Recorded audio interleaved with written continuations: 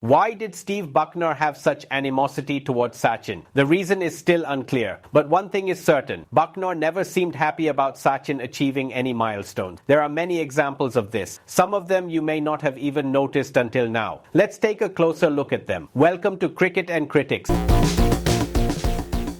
This video is available on YouTube, Instagram, and Facebook. Wherever you're watching it, please follow or subscribe before continuing. While many platforms receive good views, the follower count is quite low. It seems that some people assume they've already followed and leave without doing so. So please take a moment to follow. Steve Bucknor was one of the most reputed umpires cricket has ever seen. However, he was also a frequent subject of controversy due to his questionable decision. He officiated in 21 test matches and 56 ODIs involving India. From the age of 42 to 61, there were several instances where Bucknor's decisions weren't on the side of fairness. Time and again, his decisions against the Indian team, especially Sachin Tendulkar, gave an impression of bias. A few years ago, Bucknor himself admitted that 2 of his decisions against Sachin were mistakes. But this confession feels more like a futile attempt to cover up larger errors. It wasn't just 2 mistakes. Bucknor made countless incorrect decisions against Sachin, both directly and indirectly. Some of them were so subtle that he managed to escape criticism. What's even more unfortunate is that many of these decisions ended up nullifying Sachin's match-winning or match-saving centuries. Let's revisit the 2 incidents Bucknor admitted. The first was during the 2003 Brisbane Test. In the very first match of the Australia series, Bucknor declared Sachin out LBW on the first ever ball that brushed his pad. This was just the 3rd ball Sachin faced in the series. The shock on Sachin's face when the decision was taken is unforgettable. It seemed as if Bucknor had been waiting for an opportunity like this. The second incident happened in the 2005 Kolkata Test. This match was special for being Bucknor's 100th Test as an umpire. In the second innings, while Sachin was nearing his 35th Test century, Bucknor gave him out caught behind off Abdul Razak. Kamran Akmal didn't appeal, and Razak made a half-hearted appeal. Yet Bucknor was quick to raise his finger. What made this worse was that Sachin had already complained about poor light twice during his innings, requesting a halt to the day's game. Bucknor ignored him both times, but as soon as Sachin was dismissed, the match was stopped due to bad light at 4:15 p.m. This pattern wasn't new. In at least 3 test matches, Sachin had complained about poor light multiple times, only for the umpires to dismiss his concerns. Yet, after Sachin was out, the day's play would conveniently stop due to the same reason. Bucknor later blamed the noise of the Kolkata crowd for his poor decision. But how can he possibly justify a decision where the ball was nowhere near the bat? Commentators and journalists unanimously stated the daylight between bat and ball was visible even from the press box. In the same series, during the Sydney Test, Sachin played 2 remarkable innings, 241 not out and 60 not out, without a single error. He famously avoided playing cover drives throughout the match. However, Bucknor made his presence felt during the final moments of the match. On the last day, while Australia was chasing their target, Bucknor denied several obvious LBW appeals. Among them were deliveries bowled by Ajit Agarkar, who had been instrumental in India's victory in the previous Adelaide Test. In the Adelaide Test, Dravid's only century in Australia, 233 runs, helped India secure victory with the aid of Agarkar's brilliant bowling. However, Sachin's 241 in Sydney ended in a draw,